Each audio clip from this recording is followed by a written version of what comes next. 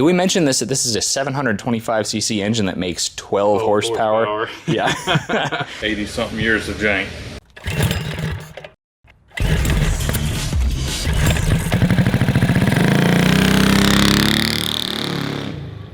What's up, everybody? Today on Cars and Cameras, an obscure 80-year-old microcar followed us home from the estate sale.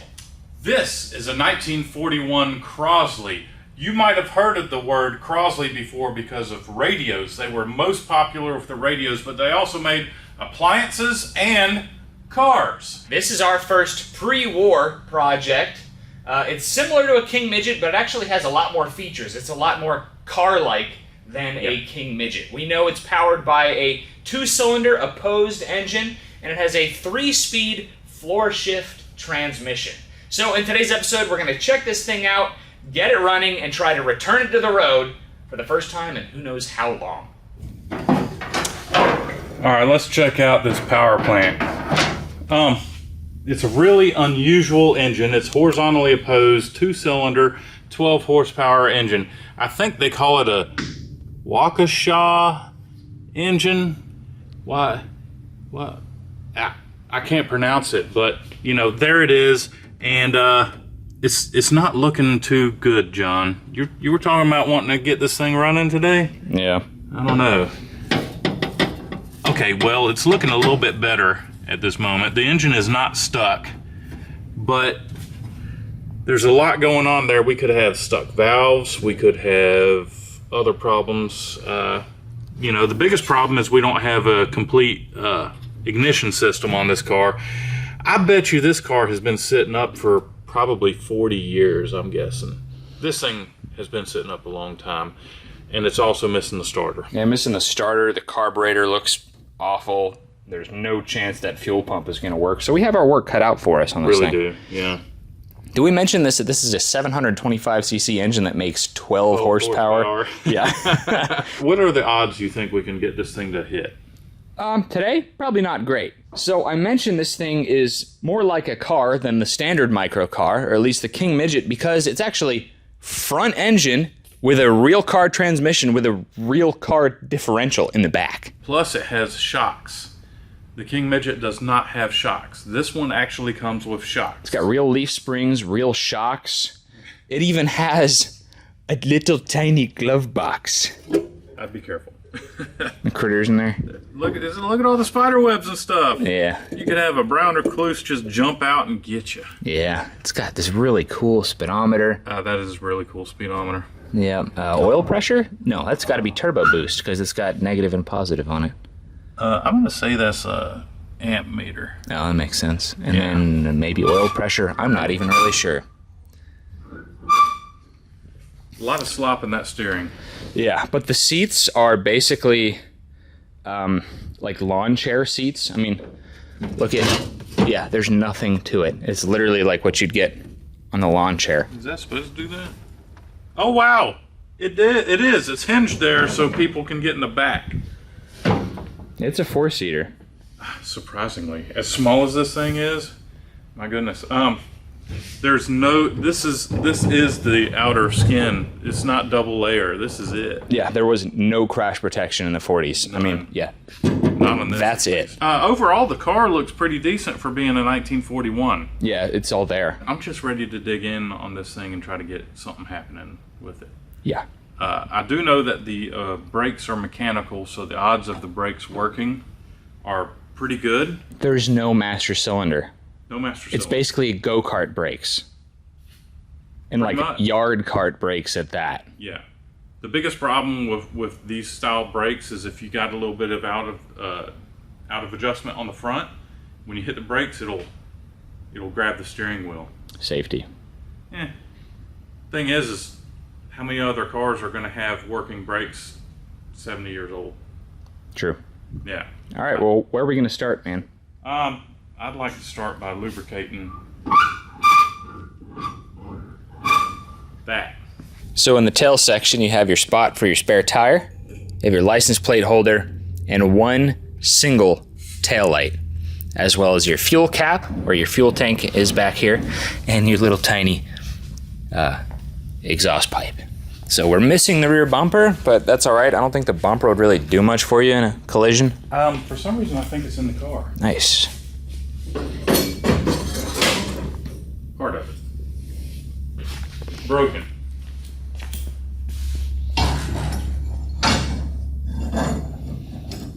So we can probably add on to it and make it look right. Yeah, you're right. There is no protection with that rear bumper. Look, we have the convertible top bow that goes like here and goes something kind of like this, I guess. And it even has this flap up here on the driver's side. And that's for ventilation. So the driver can get some fresh air. Yeah. Sorry, passenger. Oh yeah, they don't have one for the passenger, do they? No. Passenger doesn't matter on the car, do they? Oh man, that's a driver's car. Yeah. All right, I'm going to go ahead and put some air in the tires because I want to put this thing in gear and I want to rock the car and see what rotation the engine is doing. I think that it's going to be turning this way. So it'll be turning clockwise if you look from the front. That's just a guess. These are 12-inch wheels. Not this one. Oh, it's not. This one's a 13. This one's a spare off of a newer car. That's 13. So we ordered 4 trailer tires because that's kind of what they do with 12-inch tires now. How much are you putting in there, dog? It's gonna be all right. It's leaking. Yeah. Like crazy. I'm not sure this one's doing anything.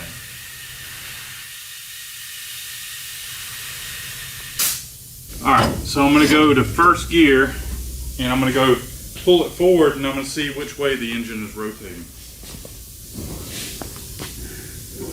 Whoa. That is not the rotation I was expecting. I thought it was something else. Let's try another gear. That would be second, I think. Look at the angle of the shifter. Ah, that's spinning the way I thought it was going to go. So that first one I got might have been reversed. Ow! Safety standards. Okay, yeah. This is exactly, so that one should turn the same way. Yep, okay, cool. So you found reverse in all 3 gears. I found reverse in all 3 gears. The reverse is the first one I went to. So, I think this one has reverse over and all the way up. And first is down and towards you. Like Dog leg. it's got the It's a racing Ferrari, dude. pattern.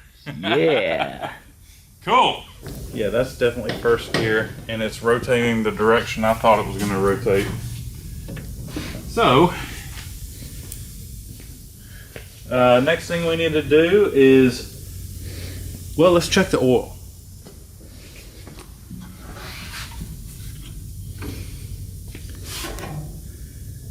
Oil is dead on. That's cool, and it looks clean, which means all the nasty stuff is sitting in the bottom. We got the distributor cap here. Let's take it off and take a look at the points. This distributor cap is for either a 2-cylinder or a 4-cylinder. You see the little bosses right there for these pieces. Yeah. Yeah. Okay, the cap looks decent. The rotor button looks decent. Let's look at these points. Ooh, those points look really bad. And wow, they are, look at the adjustment on them.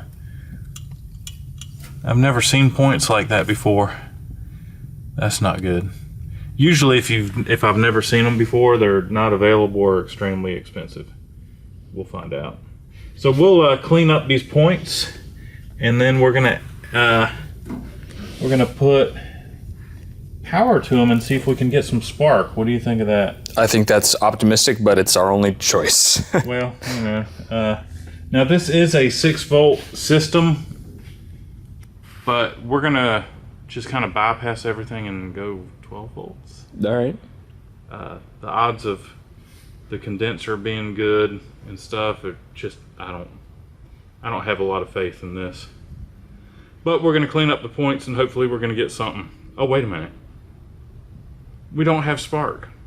We don't have a coil. We need a coil.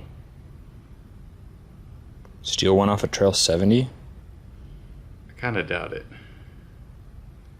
It's running to a parts store and getting a coil. A 6-volt coil? We'll go for 12 volt. It'll be fine. Okay. I'm not even going to pretend to know how that works. Yeah, it'll be alright. So Ike is trying to find a coil that's going to work on this engine, and I figured I would give you guys a tour of this engine because it's wild. It's unlike anything I've ever seen. So here's the carburetor. Your intake manifold is here, and your intake runners are here and here. Now, what's interesting, for a second I thought it was a 4-cylinder because these both look like intake runners, but they're not. This is actually the exhaust. They run the exhaust right next to the intake. That's funny, these days you want cold air in your intake, but back then they wanted hot air induction. Our starter motor is missing, but it's supposed to go there. Our generator is at the front of the engine, right there underneath the fuel filter and fuel pump. This car has the smallest steering box I've ever seen in my life. It's about the size of my fist, maybe a little larger. It's crazy, this thing has a front subframe, front leaf springs, front shocks. It's wild kind of what they used from a real car and then what they kind of took from go-karts, like mechanical brakes. Of course, this predated the original go-kart by at least 10 years. Alright, so what I'm going to do now is I'm going to try to wrap a pull start, like a go-kart pull start, around the flywheel and try to pull it around and see if we can possibly pull start this thing, since the starters on these things are like hen's teeth. They're just not available. So we're gonna start wrapping. I'm gonna hook like right there on one of these fins.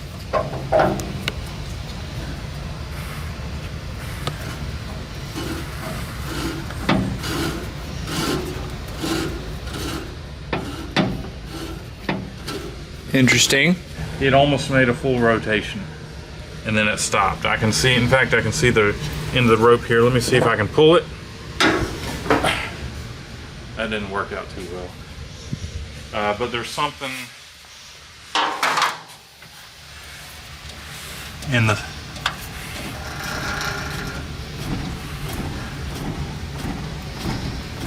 Oh dear.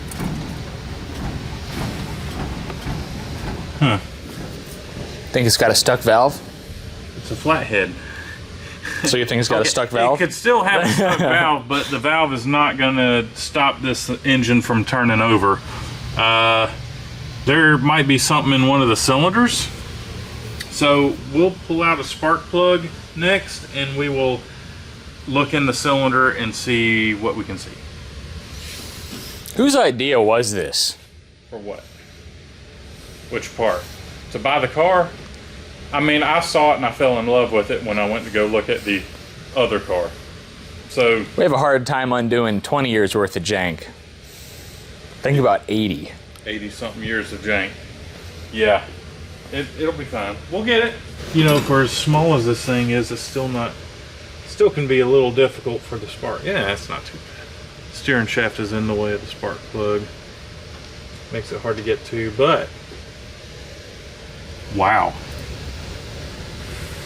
That looks brand new. So I wonder if they put it in there and then gave up. There's no telling on this thing. No telling at all. Now, this one's tighter. I'm wondering if this is going to be our problem child. That looks brand new. Made in USA, so it's got to be old. Actually, no, spark plugs usually made here still. A lot of them. Are there? I think so. All right, let's. I'm gonna look in the other cylinder first. It's pretty crusty looking. Oh crud! Uh-oh. Is that the piston not moving?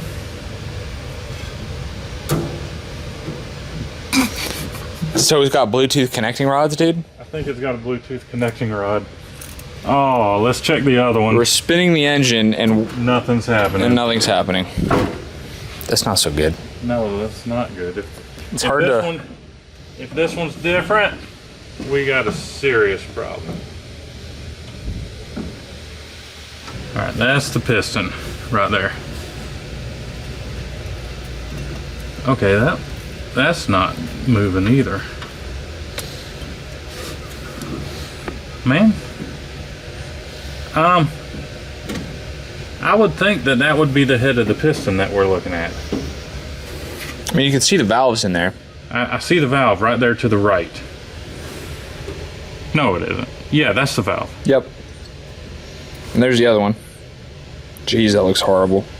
Wait, that might be the... No, that might be the piston. You want me to spin it if you hold it in place? Let me try to get it in position. You know, where I'm probably looking at a block. Okay, try to rotate. Nope. No? So my guess is where the spark plug is, it's the block I'm looking at, and the piston is off to the side. So we can't see with the borescope. So we might not be able to see it all with the borescope. Which is interesting. You know how some old flatheads, that's the way they are? Yeah. They're not, the spark plug's not directly in front of... Yeah, and that's why your 700 only makes 12 horsepower. Yeah. It's not a very efficient design. It's very cool, but not efficient. Okay. Can you see what I'm looking at? There it is. Hey, there it is. There's the piston.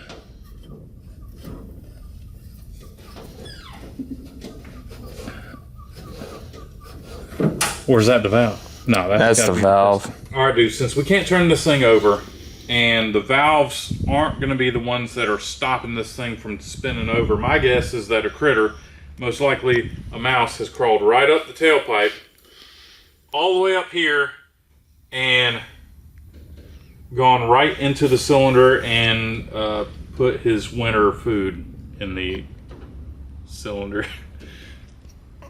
Hey, I got it. Mm-hmm. Yeah. So I'm betting that we're probably crushing nuts. All right. So we just run it and send it? It's stuck. No. You gotta pop a head off. Ooh. But then we get to go look at the valves and stuff. Very true. And you know that we're probably gonna mess up a head gasket, but we'll just red silicone it.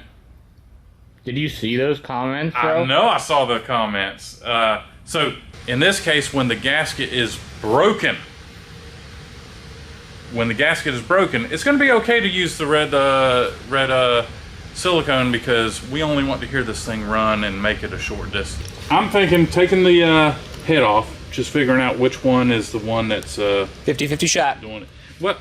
I can use the borescope again. I can't see the piston. 50-50 shot. Maybe we can figure out which valve is shut. Yes. Anyhow, we're going to figure out which one. Yeah, it is 50-50, isn't it? So we're going to pull the head off and see what we got. So we're going to pop one of these cylinder heads off and get a good look at what's going on in the cylinder. You can see one of the heads right there. Get a good look at the suspension. It's funny. It's just... Oh, it's a straight axle? Yeah, it's just shrunk down car stuff from the era. From the 40s, exactly. 30s and stuff. You know the little vents right here? Look, they go straight directly to the jugs of the engine. Oh, that's cool. Yeah. Air cooled, baby. Alright, so I got to get up underneath this thing and pull the head off. So I'm guessing, guys, that the critter that put his food in the cylinder probably went for the easiest one. Which would be the passenger side. Would be the passenger side. And he probably left a couple deposits in there too. Yeah. So it's probably all crusted up, stuck valves. And that's why we're not feeling any compression with this thing. They always go for the easy ones. What? Someone took a torch and cut this inner wheel well and peeled it back to get to the cylinder head. Right here. Oh, wowza.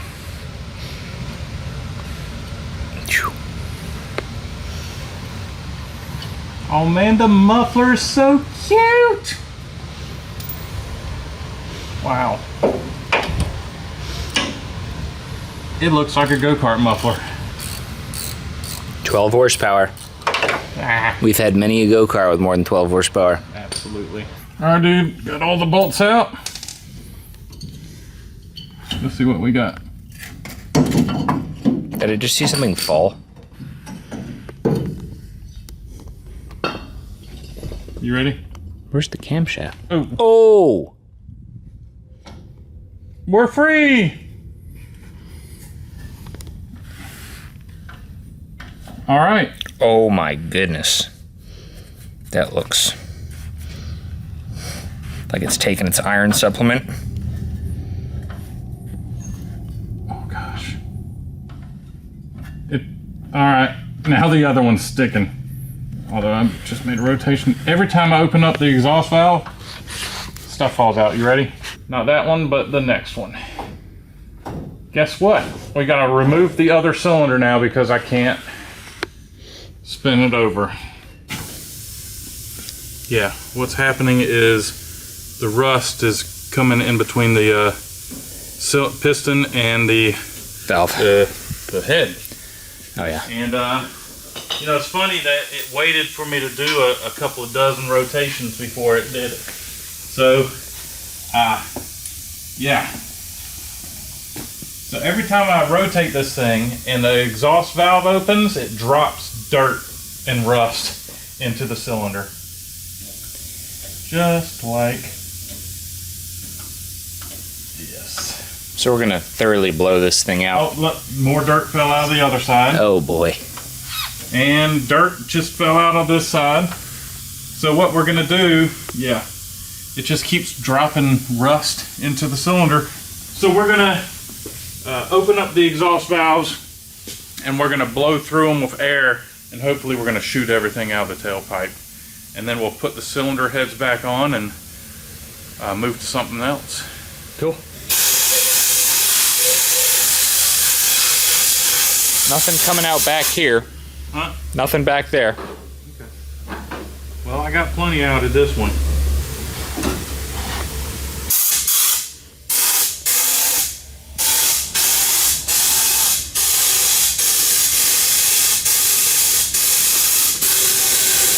Oh yeah, there's air coming out of there. Huh? There's air coming out. Okay. All right, I'm gonna go to the next one.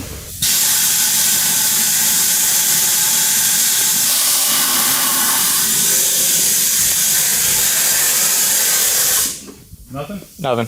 Should have been up here because I was blowing all kinds of stuff out. Yeah, all on the ground and stuff.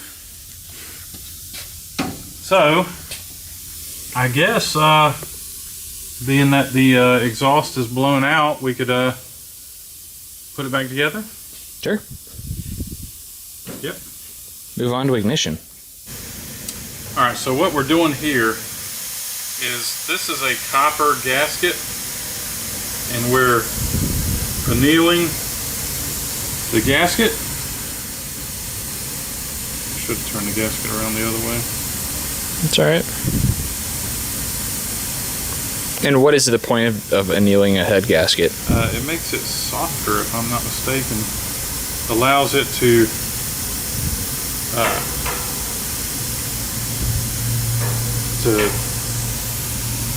fit any imperfections, seal things. It helps it seal.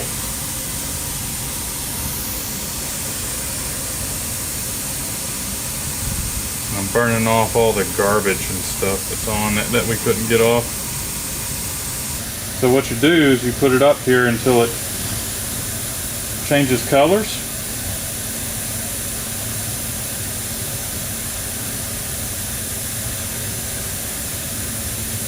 And yeah, should be good to go. Alright, dude. Got the copper coat sprayed onto the gaskets. So I'm gonna let this dry here, and I'm gonna go ahead and just install the other one because it's already dry. So I couldn't find a torque spec on the heads for this thing, but I did find some for like a Wisconsin or something, another flathead, and it was 18 foot-pounds. So I kind of go with the same thing.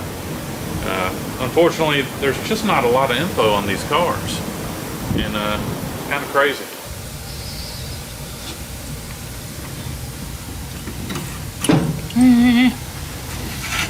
Hi, buddy. How's it going?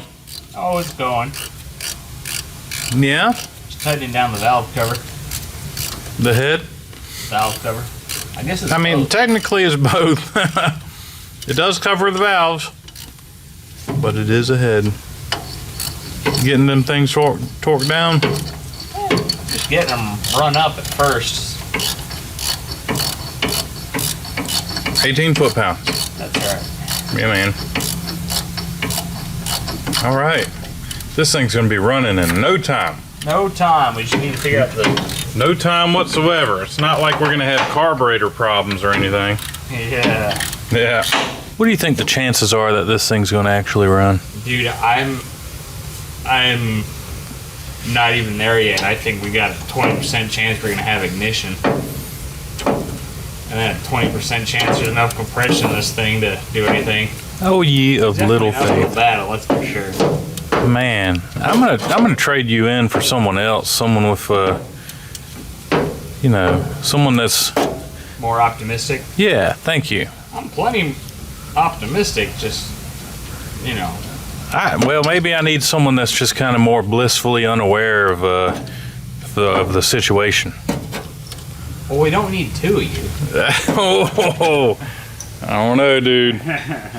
I think I could use another one of me. Wait a minute, there is one of me. Two of me. All right, so we're gonna try to pull start this by wrapping rope around the flywheel.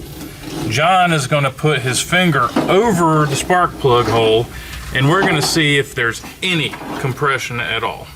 Give it a shot. All right, here we go. Tiny bit. I think you only got one, Compressions? yeah, exactly. I only felt it one time. We're gonna be push starting this thing, I'm telling you. I mean, we have this just in case, and if we have to push start it, that's cool. Let's work on the ignition next. Yeah, those are the ignition points. Oh God. Oh boy. I've never seen a distributor that wore out before. Holy cow.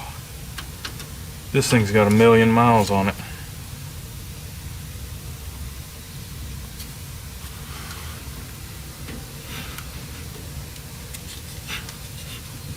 Is it gonna run? Yeah, we'll find out. I can always take the distributor out and take it apart and try to bush it. Yeah. Look how that white powder, that's the points. Just flaking apart. Mm-hmm. All right, John. So I have the points sanded. Now we're gonna check these points and make sure they, well, if they do anything. So I'm gonna ground this to the engine. And now let's spin it and see if anything happens.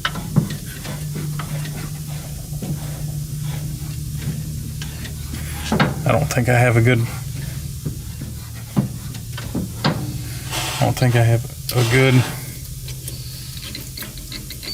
yeah. All right, you're gonna have to grab hold of that crankshaft. So right now we have contact. He's gonna, and we don't. So the points are working. I can't believe that. Well, just keep going. It's going to start beeping again. There it goes. Wow. Yeah. How long do you think it's gonna run for with that completely worn out distributor? I don't know. I just want to hear this thing fire up.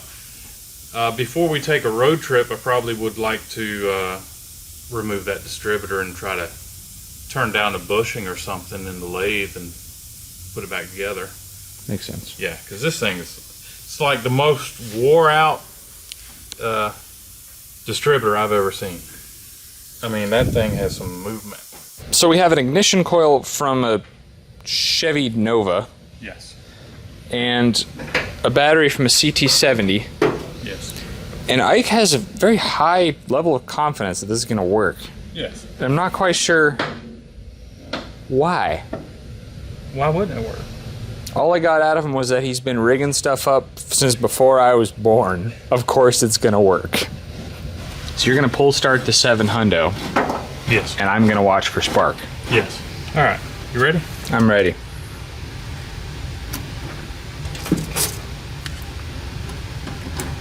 Here we go. You had one big spark. That's all. Oh, I and needed. there's a second one. Okay. So it works. Yeah. I can't freaking believe it. Now all we're gonna do is we're gonna put that spark plug on. I'm gonna spray some stuff down the intake, and we're gonna keep our fingers crossed that something happens. I'm hooking up the ignition. Say when. Go ahead. That's good.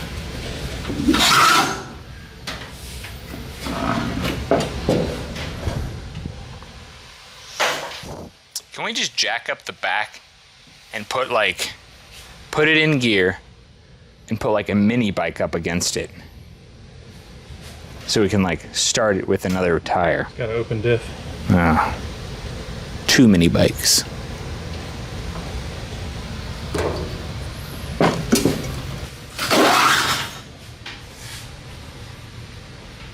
Do we need a longer rope? It's not really a longer rope. It's since I'm pulling on a drum that big around, it's not pulling over very fast. Yeah. You might be able to hook it on whatever that is. That's not standard. This clutch stuff. Get this a little bit further out of the way. Be nice. Don't want to flood it, you know? Yeah.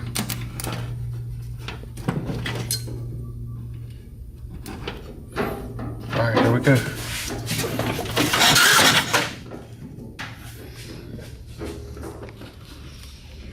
I'm telling you. What?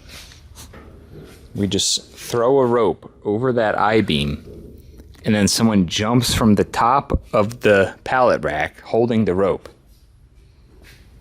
That would be really cool.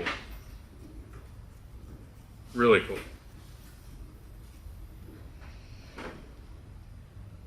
But you're not going for it. I'll go for it. We just got to get like 50 feet of rope. Trying it again. Yeah.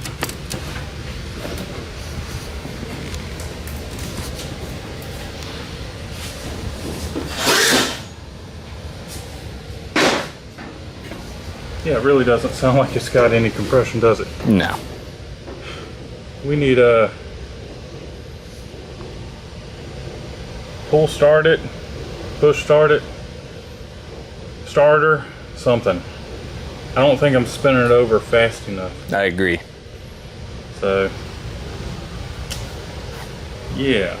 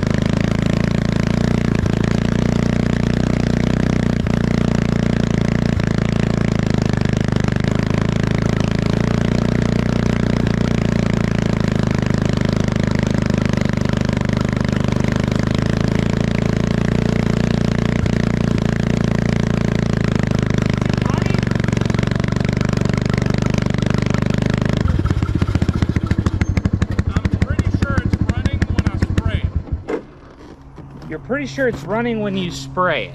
Yeah. Okay. Maybe I ought to throw her in gear, spray it, It disappeared. and knock it out of gear and keep spraying it and make sure it still runs. I was trying to make the whole lap so the engine's good and turned over. Maybe we'll get compression at this point. Yeah. It's good and turned over, that's for sure.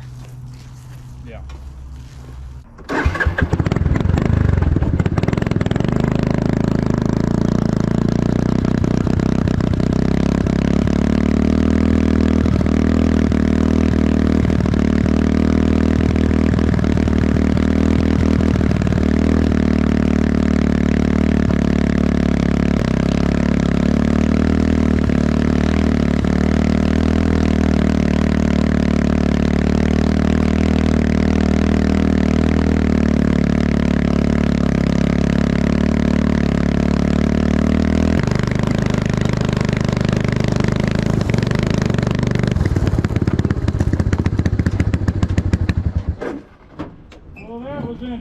So, did it run? I think it did. Every time I sprayed it, go feel the exhaust and tell me it wasn't running.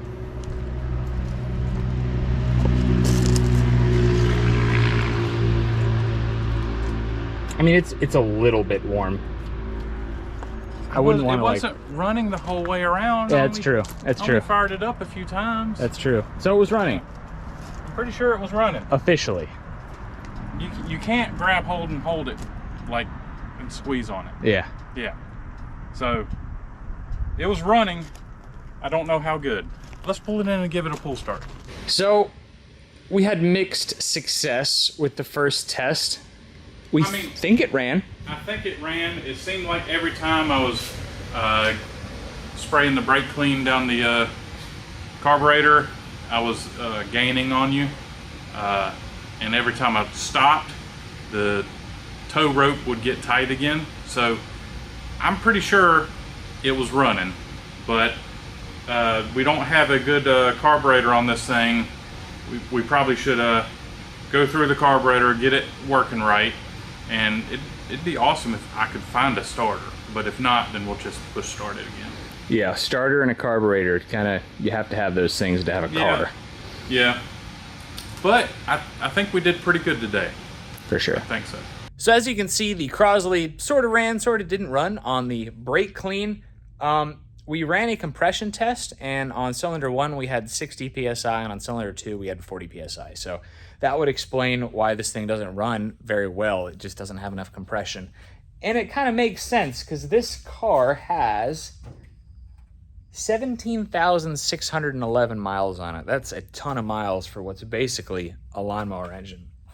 So, 1941 Crosley, will it run? Kinda. Awesome looking car. I want your thoughts on what engine needs to go in this car long term. It has a transmission and a differential, so I would love to see maybe like the diesel that we just put on this diesel cart. Once we turbocharge it, get it making some more power, we can have a 3-speed transmission out to an axle out of the back. Would be super sick. If you want more cars and cameras, go watch last week's video. We took a 1970s Margay racing go-kart and got it running after been sitting for years. In just 3 days, we swapped a period-correct KT100 two-stroke engine onto it and drove it all the way up to Illinois to compete in the Vintage Karting Association, one of their get-togethers. It was an epic time, a lot of work, a lot of fun. Go check it out and let us know what you think. Thanks for watching. Leave a thumbs up. We'll see you next time. My guess is a mouse has crawled up the exhaust pipe all the way up in here and probably have deposited his nuts in the cylinder.